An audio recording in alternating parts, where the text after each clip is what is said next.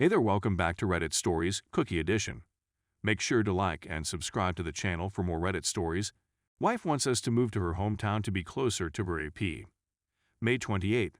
Everything seemed okay. We were chatting on FaceTime many times a day. Then one day she claims she needs some alone time to ponder about something, so I tell her I won't disturb her. After a few days went by with no word from her, I contacted her to make sure she was well, and all hell broke loose. She was weeping, telling me how upset she has been with me for years. All the unresolved difficulties she has had with me, large and little, throughout our whole relationship. Some of it was real, certain of it wasn't, but the end result was that I needed to see a therapist to work through some difficulties I was having. Which I admit, there are certain issues I need to discuss with a specialist. We have no money, alcohol, gambling, or addiction problems. My main problems are with anger management, communication, and some control difficulties. It was a hard week, but once we began chatting again, everything returned to normal. I purchased a ticket for her to return home. Meanwhile, I had the impression that something was off about her. She wasn't behaving the way I was used to seeing her. She would constantly start weeping after saying, "I love you so much." The first week of June, meanwhile, she complains of vaginal heat and discharge, as if she had a yeast infection.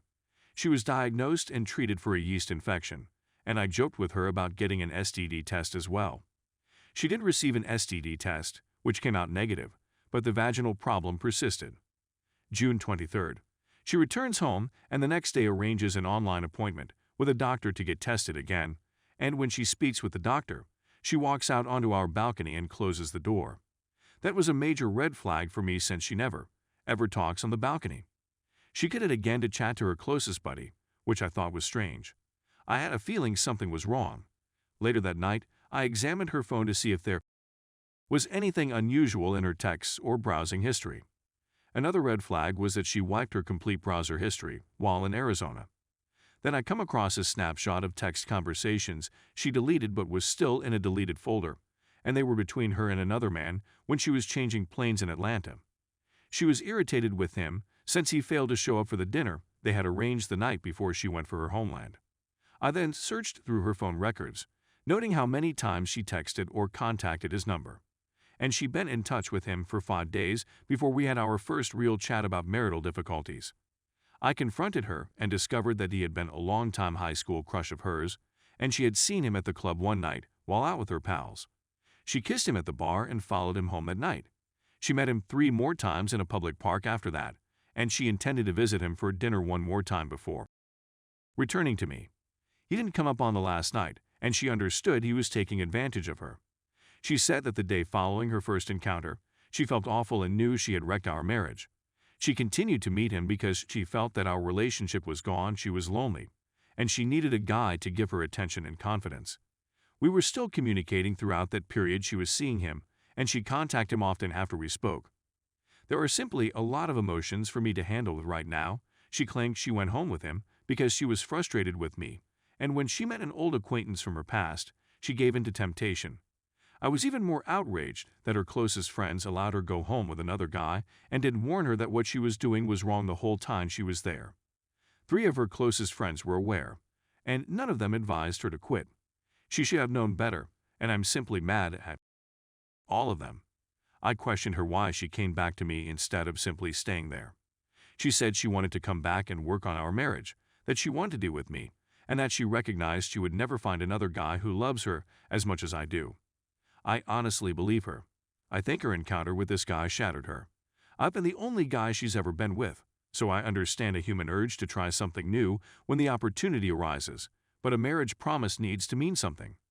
Now I feel betrayed and disgusted, but I'm not sure whether going to therapy to work on this and forgive her is worth it, or if what she did is unforgivable and dissolving our marriage is the best decision. It's difficult to know what to do since there are so many things society, religion, and culture teach us about marriage, yet life is hard, and being an adult is especially difficult. Is it normal to attempt to forgive what a loved one has done, or do we have certain standards that we must follow regardless of how much a person means to us? We don't have any children, therefore divorce is a viable possibility. At the same time, I've committed 9 years in a relationship with her, and although I believe I can forgive her for making a bad choice, It's difficult for me to accept how shabby she treated me and believe that I deserve to retain her in my life. How am I meant to know whether she's telling the truth when she claims she despises herself and wants to be with me? I've contacted a therapist for me as well as our marital counselor. She'll need to see a therapist to work through her concerns. Story 2. My wife cheated on me and I have an odd request for her to help me cope.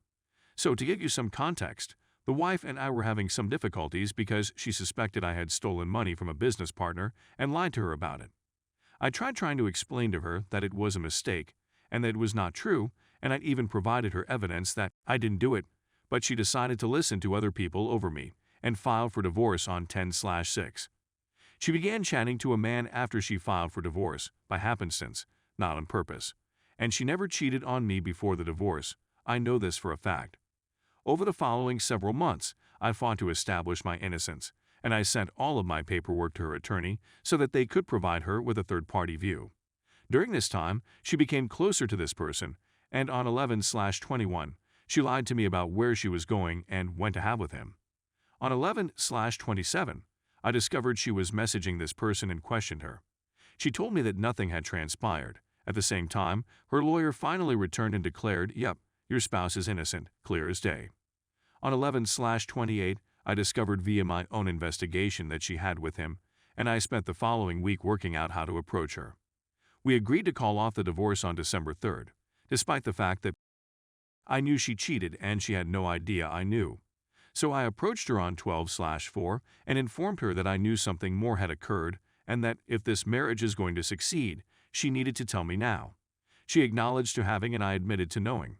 I also stated that I was in a bad mood and attempted to exact vengeance on her by downloading Tinder and doing the same thing, but I couldn't bring myself to go beyond a few emails with any women and presented the evidence. I never cheated or even spent the time to actually get to know any other girl.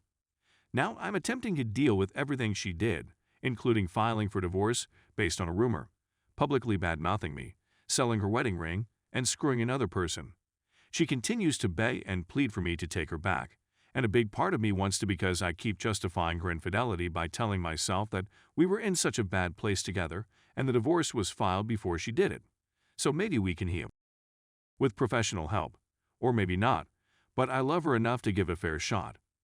She informed me a few days ago that sleeping with another lady would relieve her guilt and handed me the hall pass. I rejected because that's not who I am and I feel it would be harmful to our marriage, but dealing with her infidelity is difficult. But oddly, our life has improved, as has our communication and honesty. So an idea came to me, and I haven't questioned her about it yet, but it was as follows. If you're feeling bad enough to give me a pass, and since that's not who I am, why don't we utilize this chance to try with another female she chooses, and she may determine the rules. My rationale is as follows. I can't cheat on my wife. Period. Regardless of what she did or how irritated and upset I am. We've grown closer and shared more than we ever have in all facets of our life, and we've even discovered new things in bed that she loved without even realizing it. If sharing me with another woman relieves her guilt and allows us to go ahead, then having and sharing the experience with my wife would be the healthiest way to go. We'd both be able to go ahead knowing that each of us had our time on the other side of the fence. Since her cheating made her realize that she has it perfect with me and will have to live with hurting the person who loved her more than anything, her words, maybe spending time on the other side of the fence with her involved and picking the partner will bring us closer by easing her guilt, my betrayal, and rebuilding our trust in one another because I'd involve her. Is any of my reasoning, notion, scenario, etc. reasonable, or am I insane and in such a strange place that I'm simply grabbing for anything to make me feel complete again? I'm at a loss on what to do. Please assist. Thanks for watching my video. Make sure to like and subscribe for more Reddit stories.